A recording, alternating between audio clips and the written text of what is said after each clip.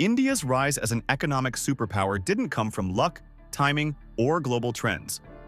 It came from families who built industrial machines so efficient and so profitable that entire sectors now move according to their decisions. These dynasties didn't inherit old European-style nobility. They created modern nobility built on scale, ownership, and risk tolerance the rest of the world underestimated. From vaccines that reach half the planet to retail chains engineered to dominate every square foot they touch. From telecom empires that connect hundreds of millions to energy giants that shape global supply and demand. These families don't just participate in India's growth, they architect it. And as their companies expanded across continents, many of these fortunes quietly became some of the largest private empires in modern history. Today, we're counting down the richest families in India, analyzing what makes their wealth so resilient, so influential, and so difficult to match. And the number one family on this list sits on a type of power most countries can only dream of. Number 15. Singh family. At number 15 is the Singh family, a dynasty whose fortune reshaped not just an industry, but the physical geography of modern India. When most people think of wealth creation, they imagine factories, technology platforms, or financial conglomerates. The Singh family built something far more unusual. They created an entire city. Gurgaon, once a quiet agricultural region outside Delhi, became one of the most important business hubs in Asia because one man, KP Singh, made a bet no one else was willing to make.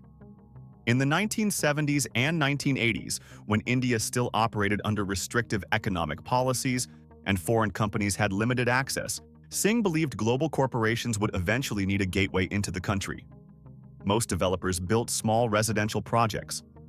Singh acquired land on an unimaginable scale, negotiated with local communities, and waited. What followed was one of the greatest value explosions in Asian real estate history. As India liberalized its economy in the 1990s, companies like GE, IBM, Pepsi, and American Express needed headquarters, campuses, and infrastructure that didn't yet exist. Singh's firm, DLF, became the only developer capable of building world-class business parks at speed and at scale. Entire districts, Cyber City, DLF, Phase 3, Golf Course Road, rose out of farmland and transformed into financial and technological power centers. Gurgaon grew faster than nearly any city in the country, fueled by outsourcing, banking, IT, and multinational investment. And while the skyline expanded, so did the family's wealth. A single rezoning, a single project approval, or a single corporate lease could create billions in value almost overnight. DLF eventually became the largest real estate developer in India, and the Singhs became one of the wealthiest families in the nation. But what makes their story so unique is the nature of the power behind it. Most billionaires control companies. The Singh family controls geography. They influence property cycles, commercial expansion, and urban development across multiple high-growth regions. Their business model blends long-term land banking with luxury residential towers, commercial megaprojects, retail hubs, and some of the most profitable leasing deals in the country. Even during economic downturns, their portfolio continues to generate recurring revenue because corporate India depends on the spaces they built. And while the next generation has stepped into leadership, the underlying engine remains the same: ownership of land that major corporations cannot operate without. The Singh family's wealth is not based on trends, speculation, or temporary corporate success. It is anchored in real assets, long-term demand, and a city that has become synonymous with India's global business identity. Few families anywhere in the world can say they transformed empty land into an international economic center. The Singhs can, and that is why they open this list of India's richest families. Number 14. Ravi Jaipuria. Number 14 is the Cola King of the Global South. Ravi Jaipuria is the man behind Varun Beverages and RJ Corp, an empire that dominates the fast-moving consumer goods market. While he started with a small family business, he executed a masterstroke that few thought possible. He became the indispensable partner to PepsiCo. Jaipuria is not just a bottler, he is a territorial warlord for Pepsi. His company, Varun Beverages, controls the production and distribution of Pepsi products across nearly the entire Indian subcontinent and vast swathes of Africa. If you drink a Pepsi in Delhi, Kathmandu, or Casablanca, you are paying Ravi Jaipuria. He realized early that in a tropical country with a rising middle class, cold sugar water is not a luxury. It is a daily necessity. His empire extends beyond soda. Through Devyani International, he is the largest franchisee for KFC and Pizza Hut in India, effectively controlling the American fast food diet of the Indian teenager. The family's wealth surged recently as Varon Beverages expanded aggressively into new African markets, turning a regional bottling operation into a multinational juggernaut. With a net worth crossing $16 billion, Jaipuria ranks 14th. He is the ultimate operator, proving that you don't need to invent the product to become a billionaire. You just need to own the trucks that deliver it. While Jaipuria feeds the consumer, number 13 moves them. This is the family that put the Indian middle class on wheels. Number 13, the Bajaj family. Number 13 is a name that is synonymous with the Indian middle class. The Bajaj family controls the Bajaj Group, a conglomerate that began with two-wheelers but has since evolved into a financial services powerhouse. For decades, the Chetak scooter was the symbol of Indian mobility. But the family's modern wealth comes from a strategic pivot that few legacy families survive. Under the leadership of the late Rahul Bajaj and now his sons and cousins, the group split its focus. Rajiv Bajaj reinvented the auto business, turning Bajaj Auto into a global motorcycle exporter that competes with Japanese giants in Africa and Latin America. Meanwhile, Sanjeev Bajaj built a financial empire from scratch. Bajaj Finance is now one of the most valuable non-banking financial companies in India, lending money for everything from iPhones to home renovations. This dual-engine growth, manufacturing and money lending, has insulated the family from economic downturns. They finance the very products they manufacture, creating a closed loop of profit. The family is known for its outspoken nature and distinct separation of management roles, avoiding the bitter feuds that plague other dynasties. With a collective net worth of over $21 billion, the Bajaj family ranks 13th. They represent the successful transition of old money into the digital age, proving that a scooter company can become a fintech giant if you have the courage to disrupt yourself. From mobility, we move to the foundational materials of industry. Number 12 is a dynasty that has survived the British Raj, the License Raj, and the globalization era.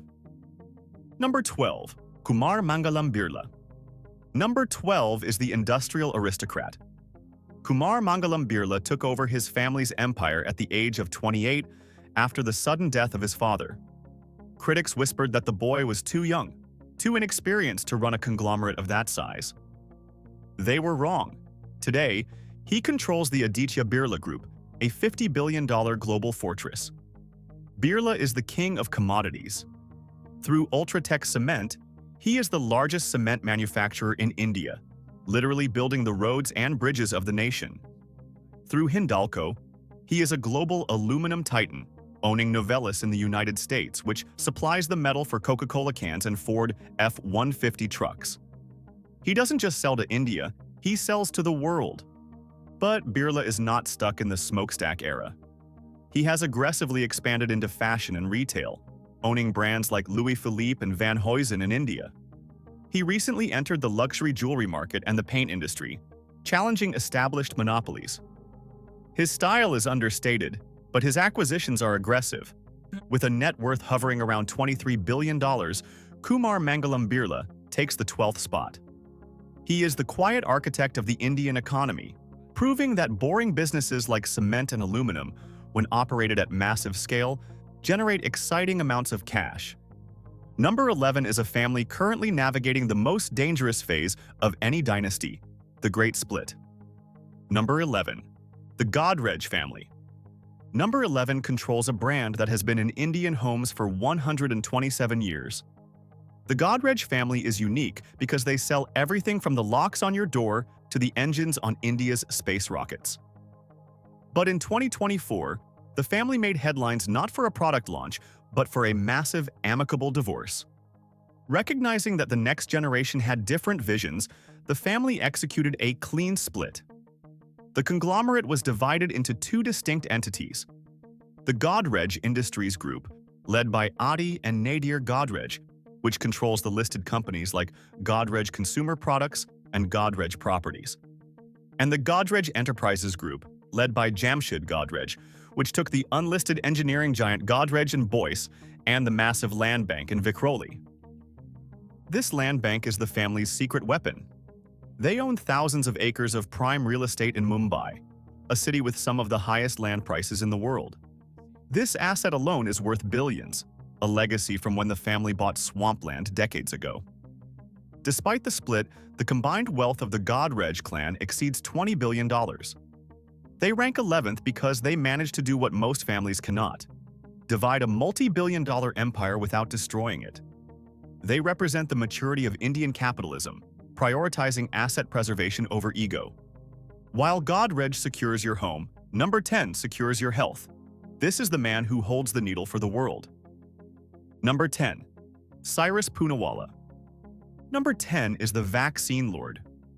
Cyrus Poonawalla founded the Serum Institute of India in 1966 on a stud farm, extracting serum from retired racehorses. Today, it is the largest vaccine manufacturer in the world. If you have received a vaccine in a developing country, there is a high probability it came from his factory in Pune. Poonawalla's wealth exploded during the pandemic, but his empire was built on low-cost, high-volume immunization long before COVID-19. He supplies the WHO and UNICEF, operating with a scale that Western pharma giants cannot match on price. But Poonawalla is not just a scientist, he is a showman. He lives a life of unapologetic luxury. In 2015, he made history by purchasing the Lincoln House in Mumbai for 750 crore rupees. This former palace of the Maharaja of Wankaner, which served as the US consulate, is one of the most expensive residential properties ever sold in India. He collects Ferraris, breeds champion racehorses, and flies in custom jets. With a net worth of over $21 billion, Cyrus Poonawalla takes the 10th spot. He proves that saving the world and living like a king are not mutually exclusive. Number 9 gave away more money than most people on this list will ever make, yet his influence remains absolute. Number 9. Azim Premji. Number 9 is the conscience of Indian capitalism. Azim Premji, the Tsar of Indian IT, took over a small cooking oil company called Western India Vegetable Products, Wipro, after his father's death and transformed it into a global software giant. He was one of the first to see the outsourcing boom coming, building Wipro into a $25 billion revenue engine. But Premji's ranking on this list comes with an asterisk. If he had kept all his shares, he would likely be in the top 3. Instead, he has donated nearly 75% of his wealth to the Azim Premji Foundation, making him one of the most generous philanthropists in history. His endowment funds education across rural India, operating with the scale and efficiency of a corporation. However, the family still controls Wipro and holds significant private investments through Premji Invest. This family office is a silent giant in the startup world, backing unicorns like Lenskart and Policy Bazaar. They move markets without making headlines. With a remaining family net worth of around $24 billion and controlling billions more in the trust, Azim Premji ranks 9th. He represents a different kind of power, the power of legacy. He proved that the ultimate luxury is not what you buy, but what you give away. From software services, we move to the high-margin world of pharmaceuticals. Number 8 is the master of the acquisition. Number 8. Dilip Shangvi. Number 8 is the quietest man in the room, but his checkbook speaks the loudest. Dilip Shangvi started Sun Pharmaceuticals with a capital of 10,000 rupees and 5 psychiatry products. Today, he is the richest self-made pharma tycoon in India, controlling the 4th largest specialty generic pharmaceutical company in the world. Shangvi's strategy is aggressive M&A. He does not just invent drugs, he buys the companies that own them. His acquisition of Ranbaxy Laboratories in 2014 was a game-changer, consolidating his dominance in the Indian and US markets. While other Indian pharma companies focus on cheap generics, Shangvi pivoted to complex, high-margin specialty drugs, creating a defensive moat around his profits. He operates from Mumbai, but his market is global. Sun Pharma generates the majority of its revenue outside India. Shangvi is known for his humility and lack of pretense, often driving himself and avoiding the social circuit. But do not mistake his low profile for weakness. In the boardroom, he is a shark. With a net worth of $27 billion, Dilip Shangvi takes the 8th spot. He shows that in the business of healing, the real profit lies in consolidation. Number 7 connects the entire nation. He fought the fiercest corporate war in Indian history and survived. Number 7. Sunil Mittal. Number 7 is the survivor. Sunil Mittal, the founder of Bharti Airtel, started by selling bicycle parts and push-button phones. He hustled his way into the telecom sector in the 1990s, battling state monopolies and foreign giants. But his biggest test came in 2016 with the launch of Jio.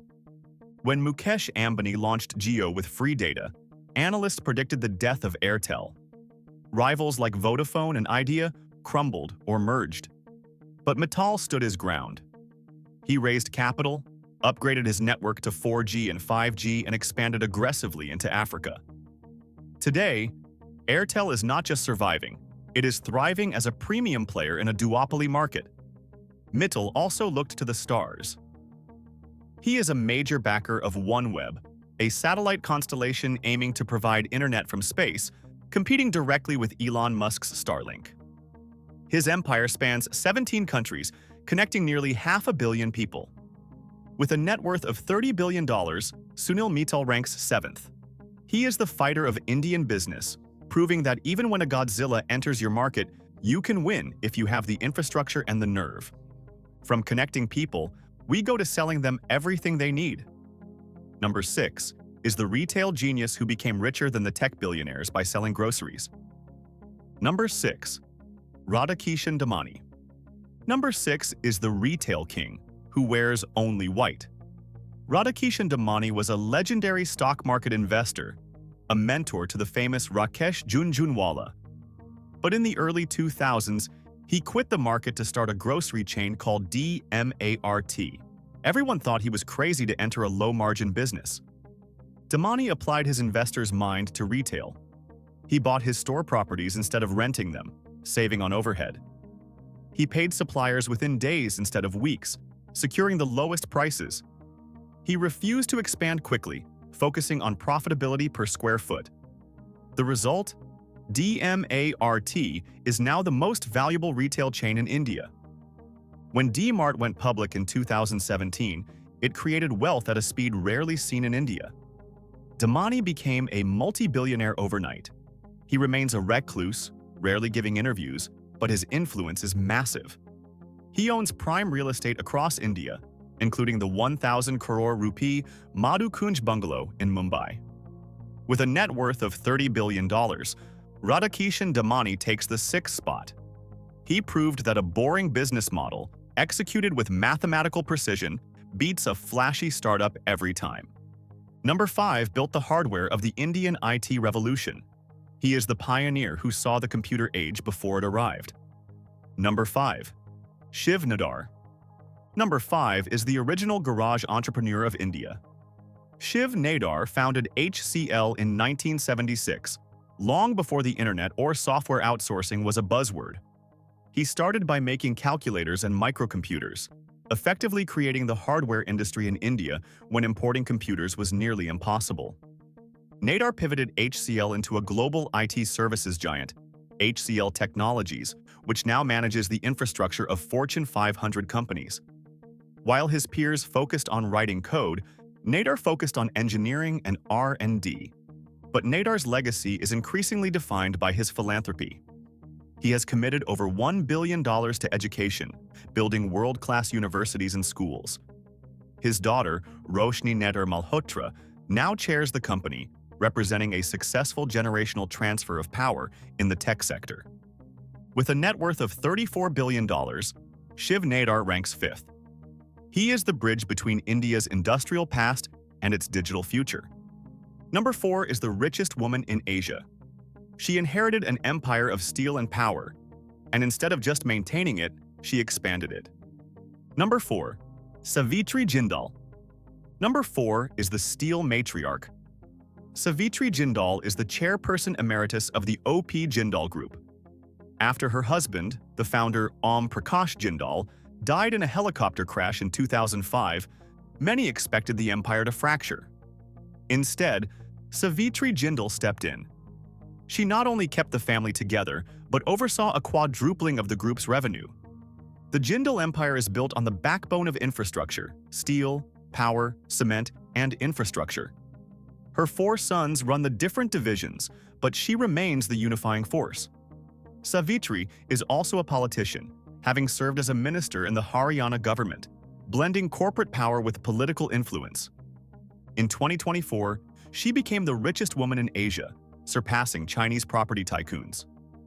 Her wealth is real, anchored in factories, mines, and power grids, not just paper valuations. With a net worth of $40 billion, Savitri Jindal takes the 4th spot. She proves that in the heavy industries of India, the Iron Throne belongs to a woman. Number 3 is a family operating in the shadows of Bombay House. They built the landmarks of Mumbai, but their recent history is defined by a tragic loss and a massive debt battle. Number 3. The Mistry family. Number 3 is the Phantom of Bombay House. The Mistry family controls the Shapoorji Pallonji Group, a construction giant with a 159-year legacy.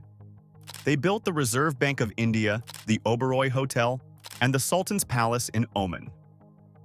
But their immense wealth comes from a single, strategic asset: an 18.4% stake in Tata Sons, the holding company of the massive Tata Group. This stake makes them the largest private shareholders of India's biggest conglomerate. For decades, this was a silent, passive investment. But in 2016, when Cyrus Mistry was ousted as chairman of Tata Sons, a bitter corporate war erupted. Then, in 2022, tragedy struck when Cyrus died in a car crash, leaving the empire to his brother Shapoor Mistry and the next generation. The family is currently executing a high-stakes deleveraging strategy, selling assets like their consumer durables business and listing their ports unit to pay down debt. Despite the turmoil, their stake in Tata Sons alone is worth tens of billions of dollars, making them inextricably linked to the economic engine of India.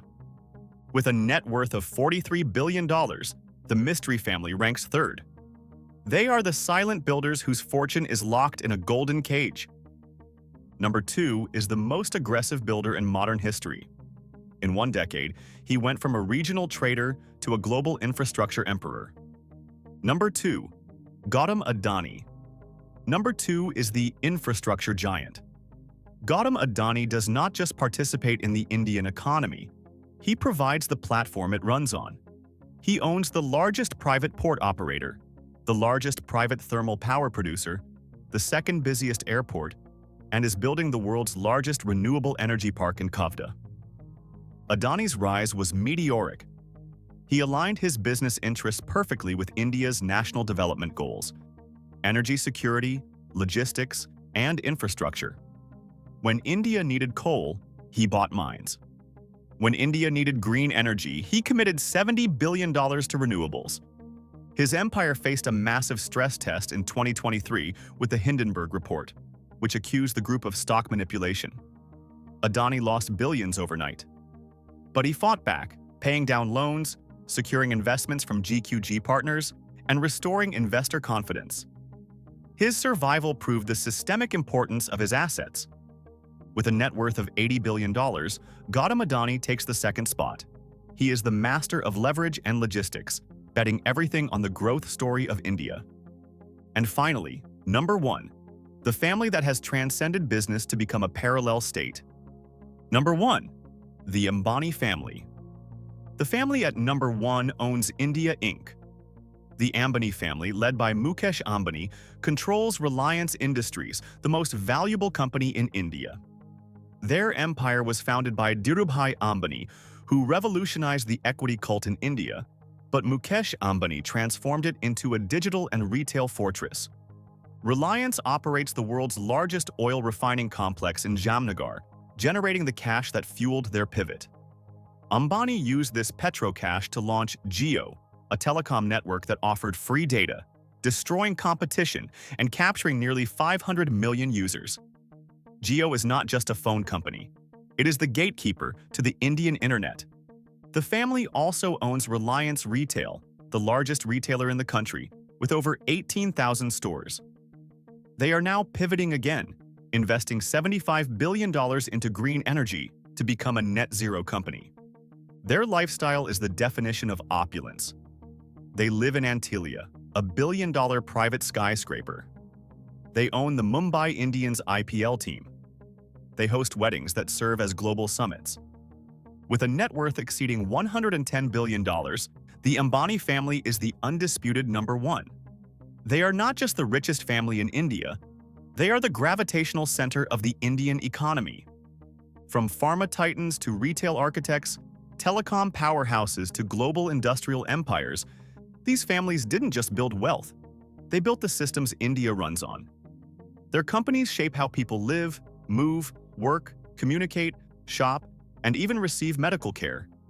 Together, they represent the economic engine behind one of the world's fastest-growing countries, and their influence reaches far beyond India's borders. These aren't just wealthy families, they're modern dynasties with global reach, multi-sector control, and the kind of stability only ownership can create. Which Indian family surprised you the most? Drop your thoughts in the comments, hit the like button, and subscribe for more deep dives into the world's most powerful modern empires.